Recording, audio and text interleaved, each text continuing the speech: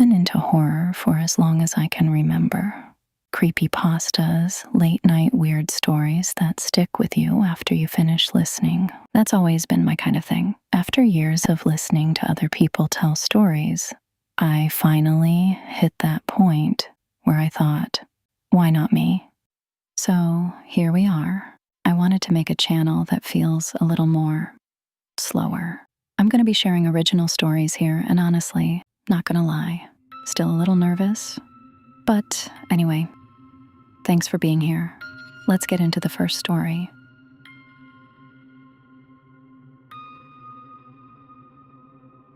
It's strange the things you start ignoring when you're broke. At first, it's little things. The check engine light, the overdue notices. Then eventually you find yourself sitting across from a man named Doug in the food court of an abandoned mall at 11 in the morning while he explains why the previous night guard quit. You ever hear about the Bellcrest mall accident? He asked me. I nodded. Everybody in town had. A 16-year-old kid named Trevor had fallen through the second floor 6 months earlier. The railing outside the old movie theater had rotted out and part of the tile floor collapsed beneath him. He fell almost 30 feet into the center court fountain below. People said he didn't die right away.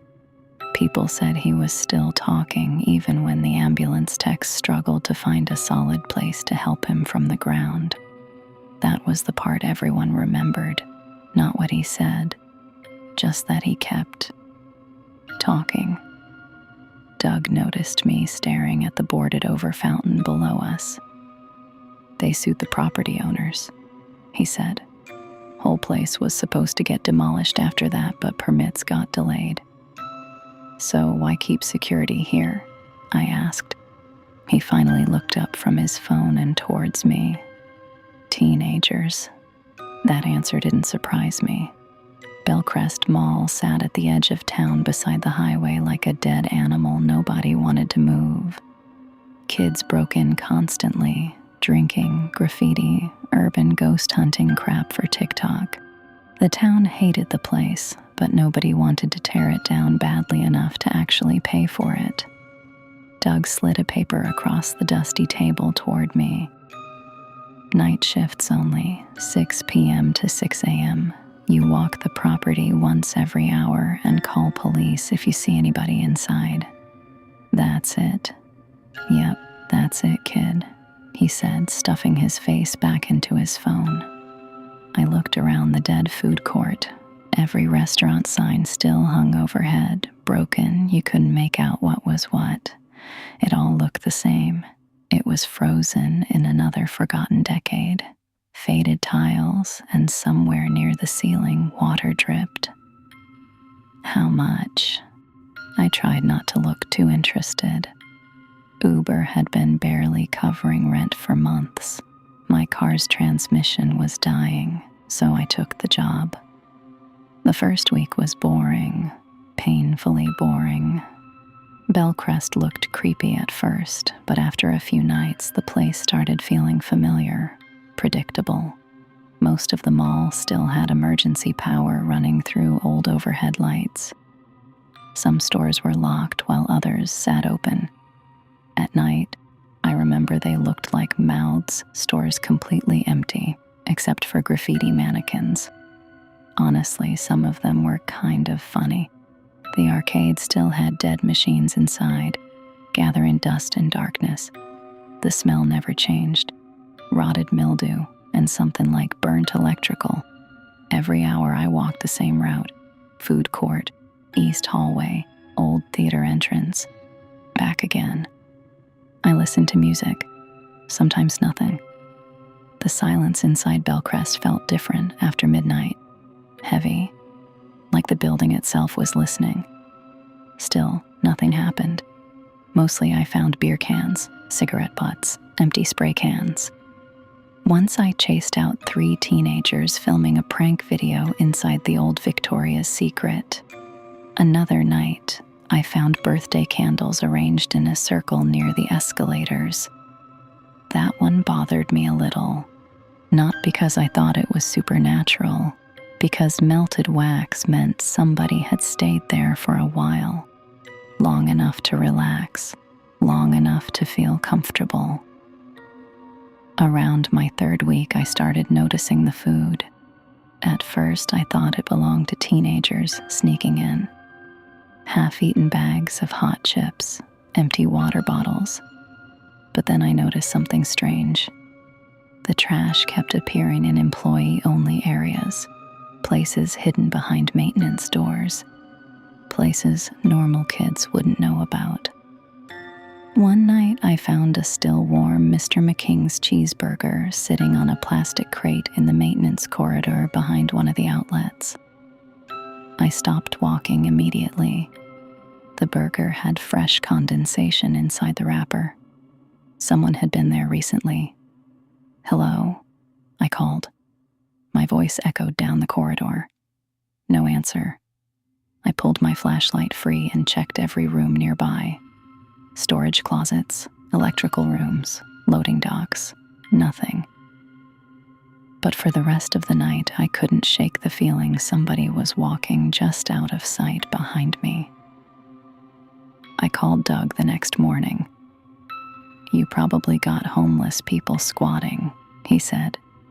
"You should maybe tell me that before hiring me. You saw anybody?" "No." "Then don't worry about it." Easy for him to say. He wasn't spending 12 hours alone inside Bellcrest every night. After that, I started paying closer attention. And once I did, the signs became impossible to ignore. I would find store shelves and file cabinets arranged in weird pillars towards the ceiling and weird footprints. Burned extension cords plugged into dead outlets. But the weirdest thing was this. Whoever was living there never stole anything. Not from me. Not from storage. Not from the vending machines.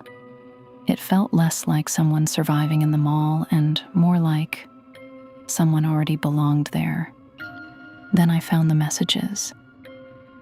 It happened during one of my rounds near the old movie theater. The upper level outside the theater had been closed since Trevor died. Temporary fencing blocked access to the damaged flooring where the collapse happened. Most nights I ignored it completely, but that night my flashlight caught writing on the wall beside the fencing.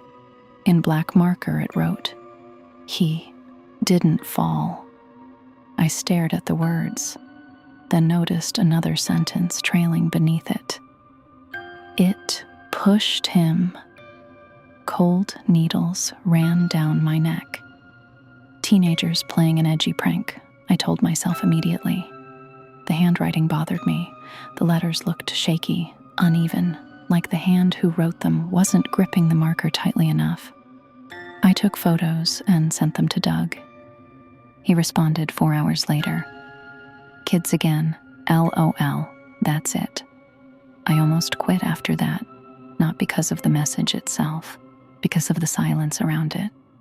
Bellcrest suddenly felt occupied, haunted, like someone's or something's prison.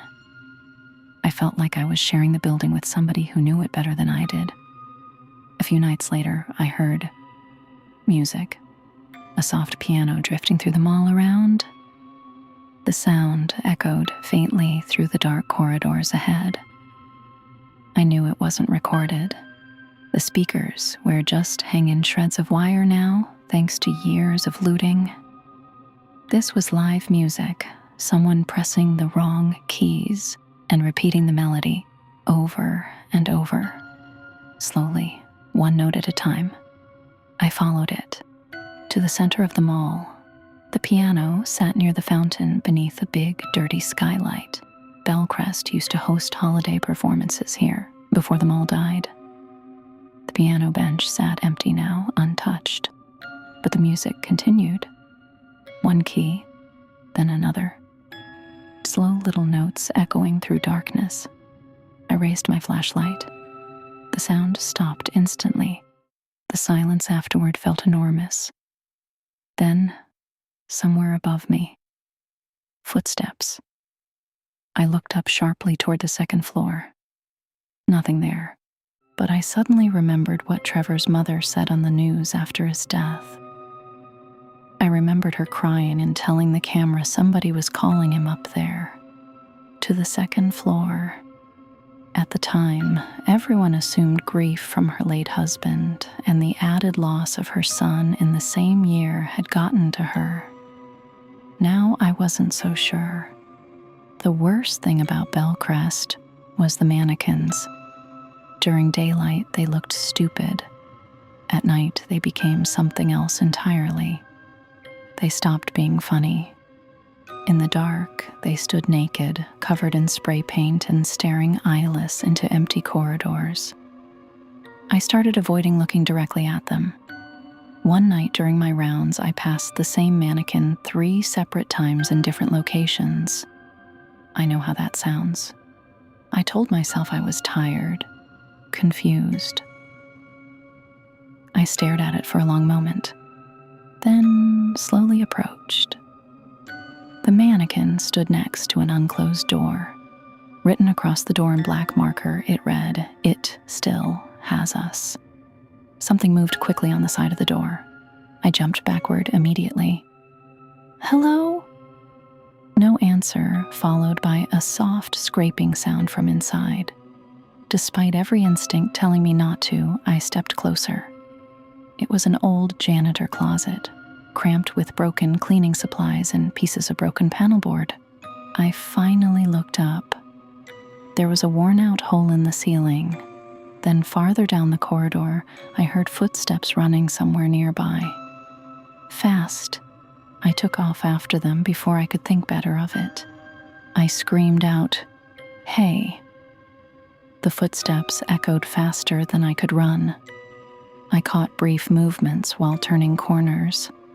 The darkness kept them just out of sight, but even without any light, I could still tell they were taller than any normal person should be. I ran out of breath shortly after realizing I was winded at the center courtyard of the mall trying to catch my breath. The escalators felt like towers above me. The old fountain sat boarded. Then I noticed the sound of water. Clink, clink, clink, coming from beneath the boards covering the fountain. I moved closer. There was a small gap between the boards. The dripping continued. Clink, clink. Then a voice whispered from beneath the fountain, "Don't let it hear you." I stumbled backward so fast I nearly fell. "Who's there?" I yelled. No answer. Then from somewhere high above the mall came the sound of metal creaking. I looked upward instinctively. In the darkness, on the second floor near the damaged theater, I nearly fainted. A dark figure stood holding a mangled body. It was taller than it realized. I couldn't see its face. It stood watching me. Then it dropped the corpse. Time froze for a few moments as I watched it hit the floor. I expected a horrible sloshing sound, so I braced and shut my eyes. Still glad I did, because after a loud crack, shards of pointed plastic flew everywhere. It was the same yellow-painted mannequin. I was relieved for a moment. My eyes darted back to the second floor. It was empty. I called the police that night. 2 officers arrived around 3 a.m, looking irritated more than concerned. They didn't even bother to search. I felt alone. One of the officers sighed. "You know how many calls we get about this place? I'm telling you somebody's living here. Probably. You don't care?" He rubbed tired eyes.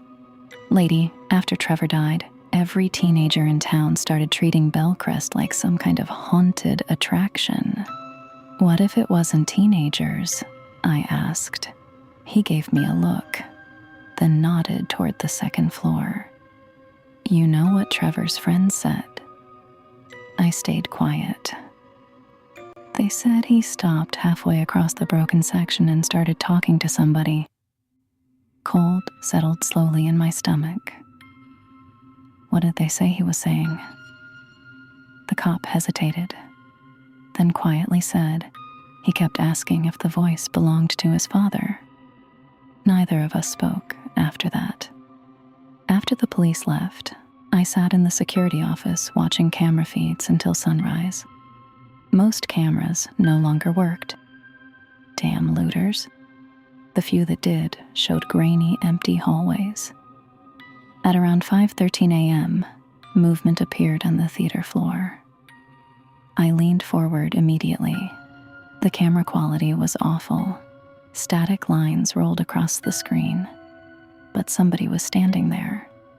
The same tall, motionless figure, watching directly into the camera. Then slowly, it raised one arm and pointed downward, toward the center court fountain. The camera cut to static. I froze. Then another monitor flickered on by itself. It was the empty center court with the fountain. Then the boards covering it shifted slightly. Something underneath them moved as if it was breathing. The boards lifted gently, fell, lifted again. I couldn't move. The monitor crackled softly. The hum of the system made the room hotter. I was sweating. Then a face appeared beneath the gaps in the boards. A teenage boy. Pale skin, wet hair, eyes painfully wide open. Trevor. He looked directly into the camera and mouthed something with panic. These cameras didn't capture sound, but it was clear Trevor was saying, "Help me." The monitor died. I don't remember leaving the security office.